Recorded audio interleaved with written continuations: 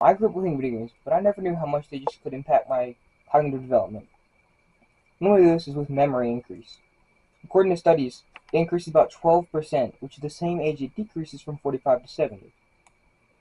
Now, it also helps the elderly people with dementia and memory loss, because when somebody gets older, their memory and their hippocampus begins to fade away. So this helps them keep it stronger, I guess, and also helps increase retention. This study was done by having them play Mario 3D World, which is a three-dimensional game, as the title says. And then others played Angry Birds, a two-dimensional game on their phone. The study showed that people who played the three-dimensional game had a much more dramatic increase in retention than the people who just played the normal Angry Birds, which is a two-dimensional game, keep in mind.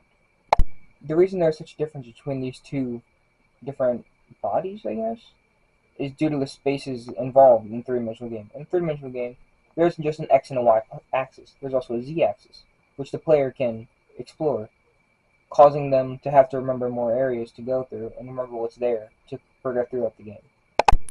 But there are also some types of games that were strictly developed just to give cognitive increases, such as brain games, like most crossword games or word search games. There are also like brain teaser games where you have to like solve a puzzle and stuff. So those also contribute to this cause. That's not the only thing these video games improve. These video games can also help improve hand-eye coordination and sensitivity contrast, which is colors.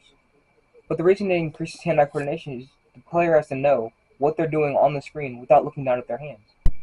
If these games are not designed properly, though, they can actually take away from these benefits. Games have lots of flashy colors, which nobody knew, but these were actually distracting the player from the parts of the game that required the hippocampus and other parts. Another way to actually help to improve cognitive facets is with attention. Many real-time action video games require the player to have a great attention span and be able to hear players coming from any direction. One downside to this is that if the gaming is too excessive, it can actually lead to the opposite effect. A Stroop test was performed on kids who played too much video games and their counterparts who did not play a lot of games. This has showed that the ones who did not play a lot of games still had a lot better cognitive abilities than the ones who played way too many. But the kids who did play for way too long still had some improvements, like they could switch between visual tasks faster, and they could divide their attention much better, and remember where concealed objects were. I like retention.